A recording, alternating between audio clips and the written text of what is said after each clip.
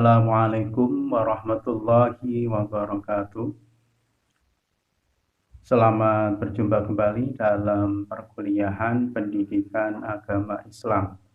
Pada kesempatan kali ini kita akan mulai perkuliahan pada termin kedua setelah kita melaksanakan ujian tengah semester atau UTS. Pada kesempatan kali ini kita akan membahas tentang metode perkuliahan kita setelah ujian UTS kemarin. Namun sebelumnya mari kita awali pertemuan ini dengan membaca doa terlebih dahulu. Mudah-mudahan diberikan lancar, diberikan keberkahan dan kesehatan untuk kita semuanya. Al-Fatihah. A'udzubillahi minasyaitonirrajim. Bismillahirrahmanirrahim. Alhamdulillahi rabbil alamin. Ar-Rahmanir-Rahim. Maliki yaumiddin. Iyyaka na'budu wa iyyaka nasta'in. Ihdinas siratal mustaqim. Siratal ladzina an'amta 'alaihim ghairil maghdubi 'alaihim waladdallin. Amin.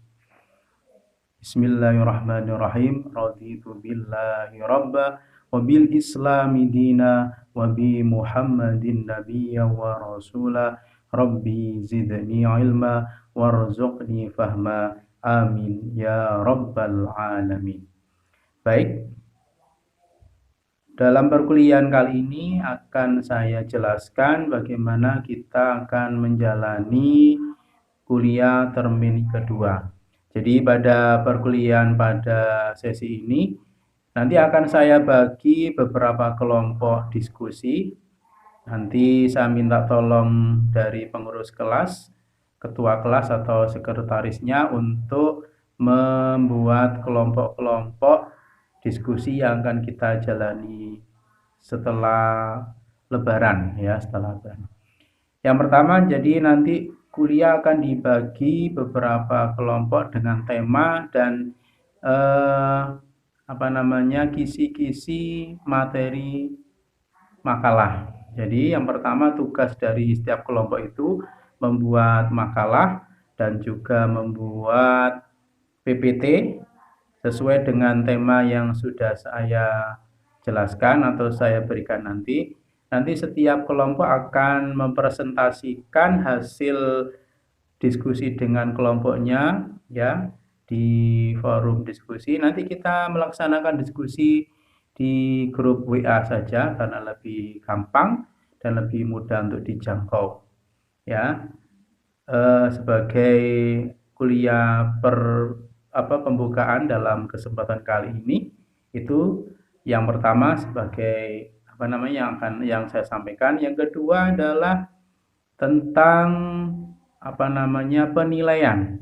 Jadi setiap diskusi nanti saya minta bantuan dari teman-teman yang lain. Ini juga sekaligus menunjukkan Anda aktif atau tidaknya dalam diskusi ini.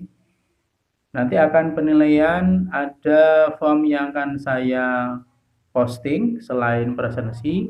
Jadi plan itu Anda bisa menilai bagaimana kerja diskusi kelompok yang presentasi, baik penilaian lewat PPT-nya, diskusinya maupun cara menjawabnya.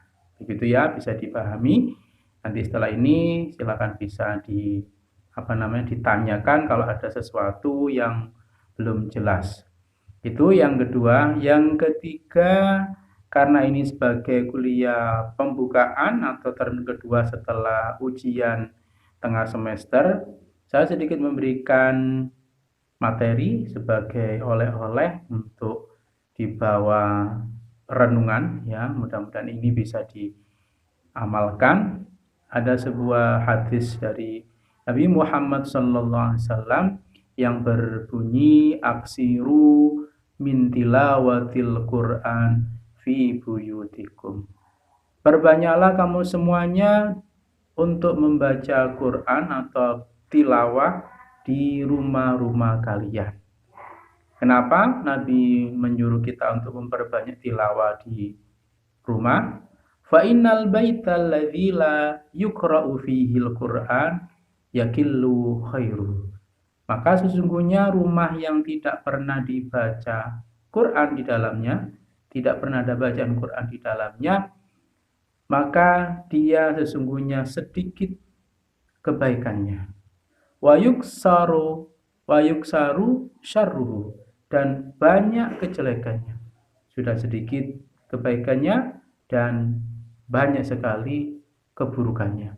Wa yadiku ala ahlihi, dan penduduknya atau penghuninya itu akan diliputi perasaan yang gelisah, sumpek, galau, yang merasa tidak nyaman berada di dalam rumah.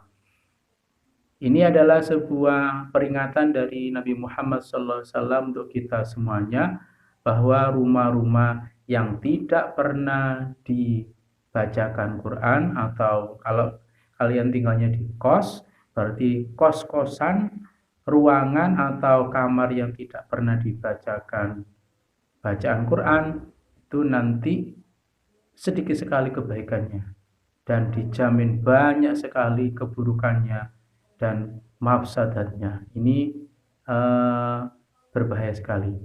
Ya, wayadiku ala ahli, dan juga penghuninya atau penduduknya yang ada di situ akan merasa gelisah, sumpek, tidak nyaman, galau. Ini adalah jaminan dari Rasulullah bahwa Al-Quran itu mempunyai pengaruh yang sangat dalam terhadap lingkungan sekitar. Jadi kalau kita ingin rumah atau kos-kosannya itu nyaman, perbanyaklah membaca Al-Quran. Supaya apa? Kita merasa nyaman dan betah tinggal di situ, baik di rumah sendiri maupun di kos-kosan. Itu saja dari saya sebagai materi sedikit pembukaan di termin kedua kuliah setelah TS ini. Mudah-mudahan bisa menjadi barang renungan di bulan suci Ramadan ini. Sebelumnya saya mengucapkan minal aidin wal faizin, mohon maaf lahir dan batin selama saya memberikan materi pelajaran. Barangkali ada kesalahan, kehilafan ketika saya menyampaikan yang saya tidak sengaja, saya dari hati yang dalam mengucapkan mohon maaf yang sebesar-besarnya.